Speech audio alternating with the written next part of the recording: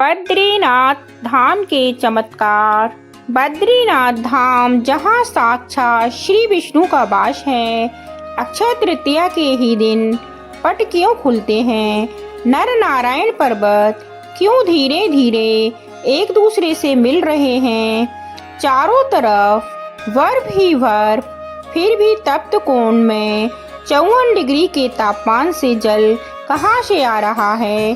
क्यों 6 महीने पट बंद रहते हैं? 6 महीने पूजा आराधना इंसानों द्वारा की जाती है और 6 महादेवताओं द्वारा क्यों अलौकिक दिव्य ज्योत बगैर घी बाती के जलती रहती है? वसुधारा झरने का जल क्यों पुण्य आत्माओं के ऊपर ही गिरता है?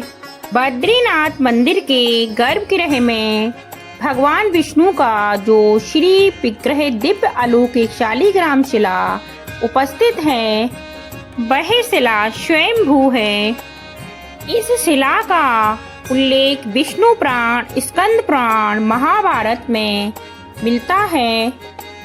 8वीं शताब्दी के पहले अलबारी संतों द्वारा रचित नालियर दिव्य प्रबंध में इसका वर्णन है।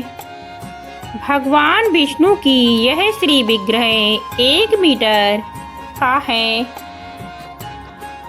बद्रीनाथ धाम मंदिर में महालक्ष्मी माँ का मंडप भी है। भगवान बद्रीनाथ के मस्तक पर एक हीरा जड़ा हुआ है। मान्यता है सतयुग में भगवान विष्णु ने लोगों को साक्षात दर्शन हुआ करते थे। त्रेता में भगवान विष्णु ने कई ऋषि मुनियों को दर्शन दिए। द्वापर में जब भगवान कृष्ण ने अवतार लिया, तब भगवान विष्णु ने कहा, अब से मनुष्यों को शालिग्राम विग्रह के ही दर्शन होंगे। बद्रीनाथ धाम में भगवान शिव ब्रह्मा जी की हत्या से दोष मुक्त हुए थे। उस स्थान को ब्रह्म कपाल कहते हैं। यह ब्रह्म कपाल एक पर्वत स्थल है।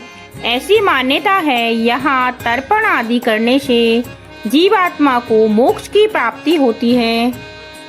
पुराणों में वर्णन के अनुसार जब 6 माह बद्रीनाथ के पट बंद होते हैं, तो भगवान नारद के द्वारा उनकी पूजा आराधना की जाती है। ऐसे अनेकों चमत्कारों से बद्रीनाथ धाम का इतिहास भरा पड़ा है। बद्रीनाथ की गाथा, बद्रीनाथ का इतिहास, जिसके बारे में अधिकतर लोग नहीं जानते। ऐसा कहा जाता है कि जो जाए बद्री वो ना जाए आए ओदरी, अर्थात जो भगवान बद्रीनाथ के दर्शन कर लेता है वो गर्भ में नहीं आता है। शास्त्रों में भी वर्णन है कि मनुष्य को अपने जीवन काल में बद्रीनाथ का दर्शन अवश्य करना चाहिए। बद्रीनाथ को विष्णु जी का 8वां बैकुंठ कहा जाता है। यह स्थान उत्तराखंड के चमोली में स्थित है। अलकनंदा नदी के किनारे स्थित है। कहा जाता है कि नीलकंठ पर्वत पर भगवान विष्णु ने बाल रूप में अवतार लिया। पहले यह स्थान शिव व माता पार्वती का निवास स्थान हुआ करता था। सहस्त्र कवच नामक राक्षस से भगवान विष्णु ने एक लीला की थी और भगवान शिव से यह स्थान प्राप्त किया। पौराणिक मान्यता के अनुसार सतयुग में एक दुर्गम नामक राक्षस घोर तपस्या करके सूर्य भगवान की उपासना करके उन्होंने सूर्य भगवान से वरदान मांगा अमर तत्व का। तब सूर्य भगवान ने कहा, जिसका जन्म हुआ है उसकी मृत्यु निश्चित है, आप कोई दूसरा वर मांग लें। तथा दुर्गम राक्षस ने कहा, सूर्यदेव आप मुझे सहस्त्र कवचों का दान दें तथा एक एक कवच 10-10 हजार वर्षों की तपस्या का भेदन कर सके। इस तरह दुर्गम राक्षस ने युक्ति लगाई कि मेरे सहस्त्रों कवचों को कोई भी ना भेद पाएगा और मैं अमर हो जाऊंगा। सूर्यदेव ने उसे सहस्त्रों कवचों को दान दे दिया। दुर्गम राक्षस वर पाकर अत्यंत गर्वीला हो गया तथा वह दैत्यों से दानव बनता चला गया और दुर्गम नाम का राक्षस का नाम सहस्त्र कवच पड़ा।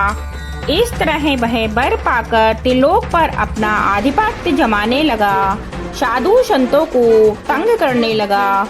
उसने अपने राक्षस गणों से कहा कि कहीं भी कोई भी ऋषि मुनि तपस्या करता पाए उसको तुरंत ही मार डालो। इस तरह उसके अत्याचार बढ़ते गए और पृथ्वी पर देवों की पूजा आराधना रुक सी गई। इससे देवता बड़े दुखी हुए और वह सब एकत्रित होकर भगवान विष्णु के पास गए और उन्हें सारा वृतांत सुनाया। जब जब धर्म की हानि होती है तब भगवान विष्णु ही दैत्यों का संहार करने के लिए पृथ्वी पर अवतरित होते हैं।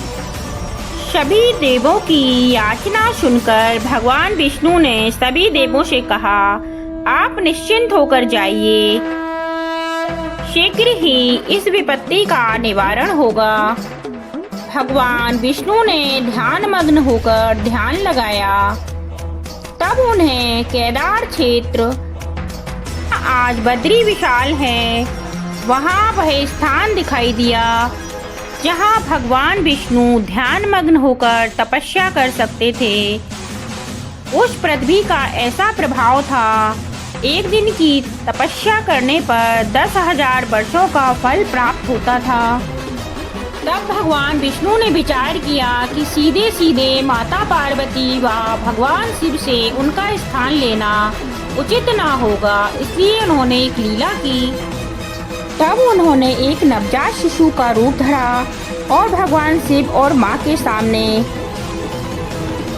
जोर जोर से रुदन करना शुरू कर दिया। माता पार्वती से यह देखा न गया और उन्होंने उस बालक को अपनी गोद में उठाकर अपने निवास स्थान के अंदर ले गईं तथा उस बालक को चुप कराकर सुला दिया और माता पार्वती व भगवान शिव स्नान करने के लिए तृप्त कुंड की ओर चल दिए। जब वह स्नान कर कर लौटे तो उन्होंने गुफा का दरवाजा अंदर से बंद पाया। तब शिवजी ने अपनी दिव्य दृष्टि से ध्यान लगाया और विष्णु जी की सारी लीला को समझ लिया। तब उन्होंने अपना नया स्थान केदारनाथ को चुना।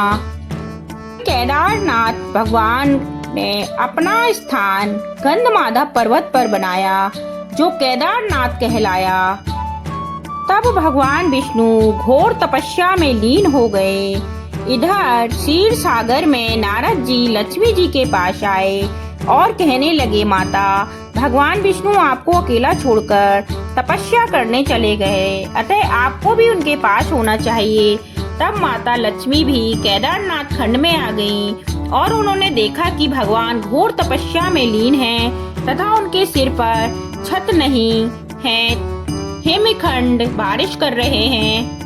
तब उन्होंने एक बेर वृक्ष का रूप धारण करके भगवान विष्णु के ऊपर छाया प्रदान की, जिससे भगवान विष्णु की तपस्या में कोई भी बाधा ना हो। बेर वृक्ष का एक नाम बद्री वृक्ष भी है तथा इसी स्थान से 3 कोस की दूरी पर धर्म क्षेत्र है। वहाँ तपस्या करने के लिए धर्म आए। उनकी पत्नी मूर्ति भी भगवान विष्णु की तपस्या करने लगी।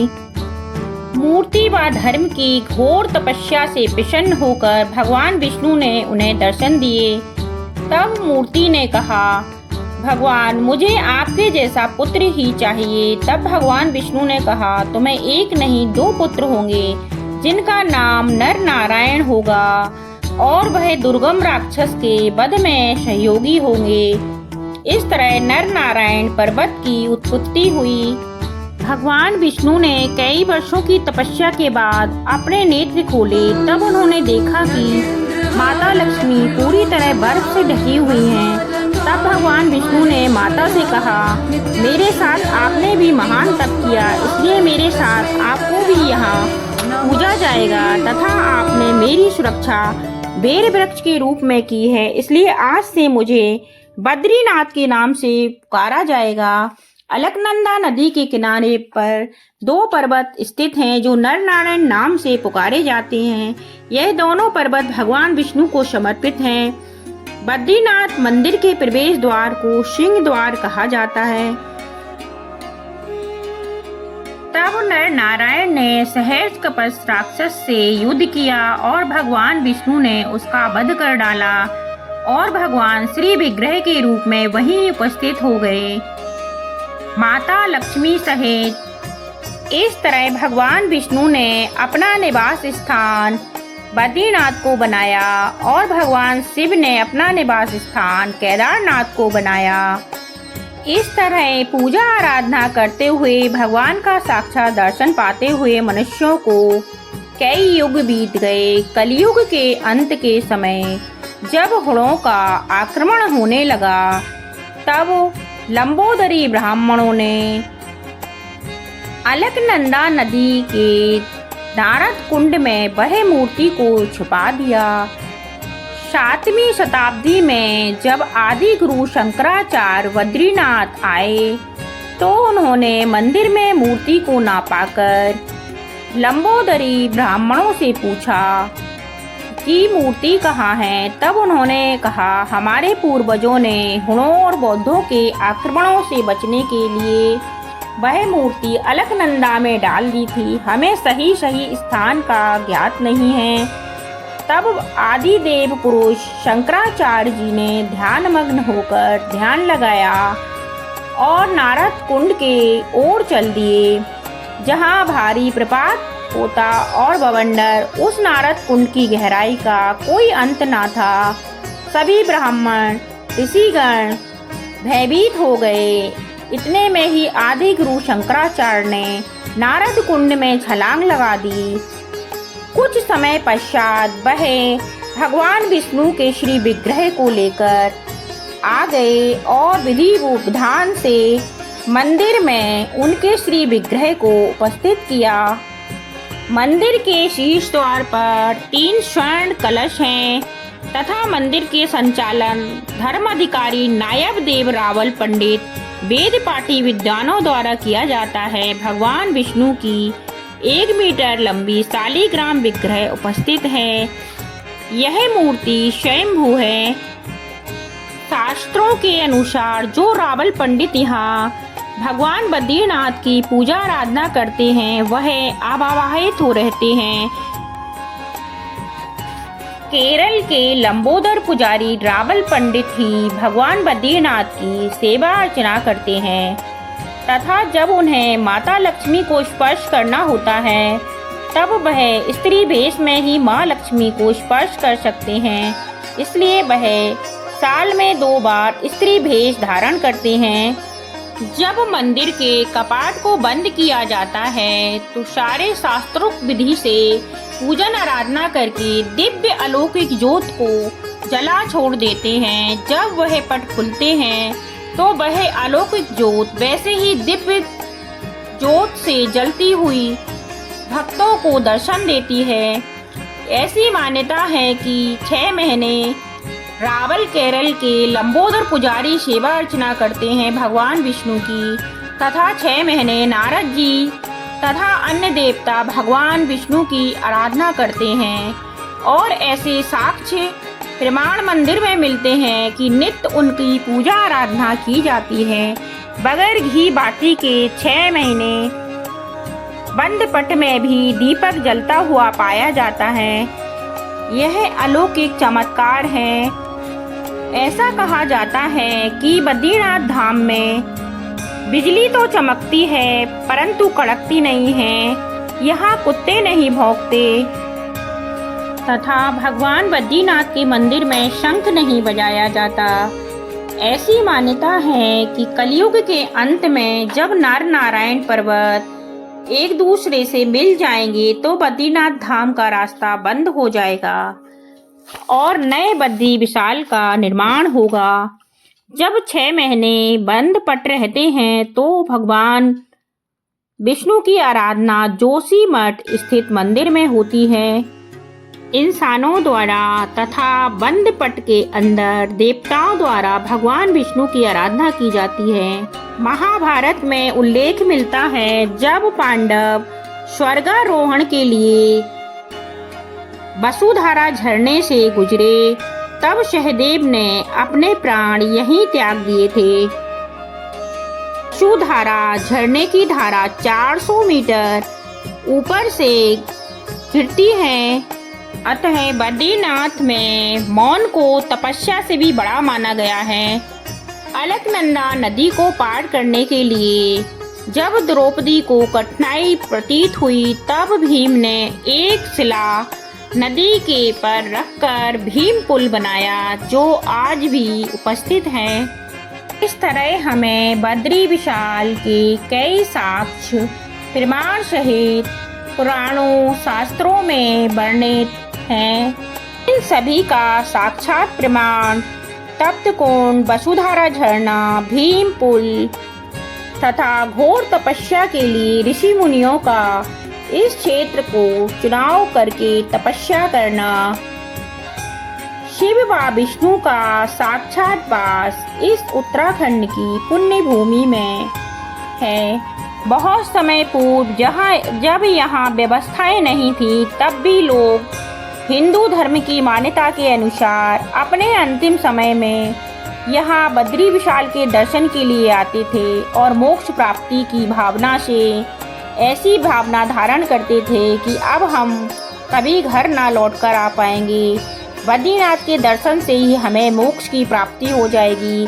उस कठिन मार्ग में भी कई श्रद्धालु आदि अनादि से भगवान विष्णु का दर्शन पा रहे हैं। बोलो भगवान बद्रीनाथ की जय, भगवान केदारनाथ की जय, महालक्ष्मी माता की जय। बोलो बद्री विशाल की जय, केदारनाथ की जय।